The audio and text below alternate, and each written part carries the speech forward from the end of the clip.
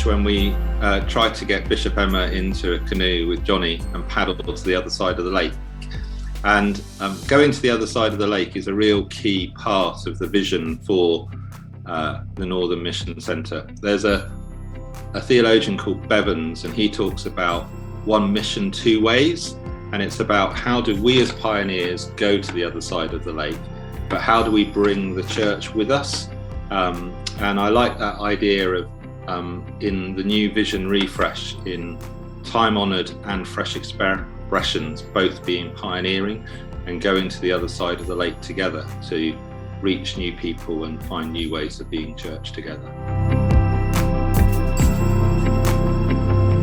One of the things that's been most exciting for me in that is seeing what the students are doing on the ground with their practice, whether that's starting a new sort of community, whether that's just getting to know their community in a new and different way.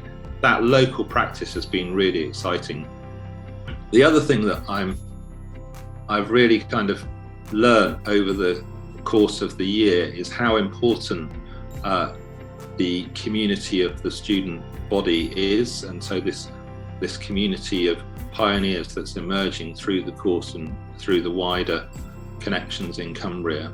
It's been great to see that kind of mutual support happening outside of the course, whether that's our students in Cumbria getting together or whether that's the students in the northeast or the Sheffield area getting together.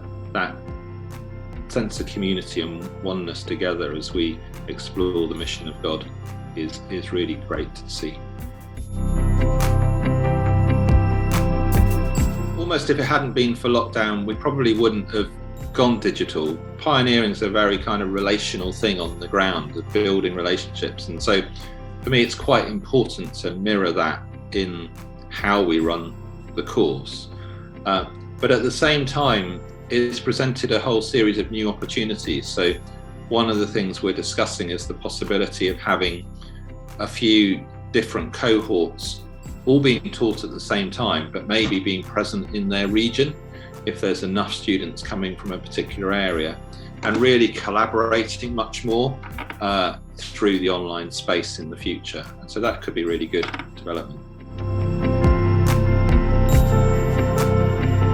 One of the things that some of the clergy have asked for is what I'm terming pioneer accommodator training. So how do we help our existing leaders to recognise what a pioneer is doing, to support them and give them the space to develop?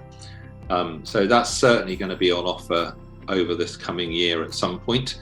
Another thing that we've been looking at is what's bubbling up on the ground and where and how does mission connect with that? So this idea of crossing points, so for example, at the moment there's a lot of art stuff going on across Cumbria, and how do we as the church connect with that in a creative kind of way? So I'm looking to hear about those kind of crossing points or run some days on crossing points where art and mission connect, or vocations and mission might be a really important part of that mix.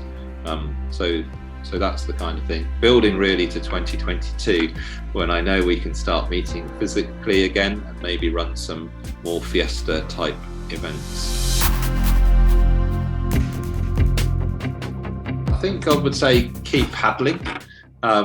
It's a lot easier to keep going in the storm than get knocked too much by the waves. And when you have a bit of momentum, keep going. It helps you cope with the storms that are coming. But I think at the same time, you've got to pick your route quite carefully.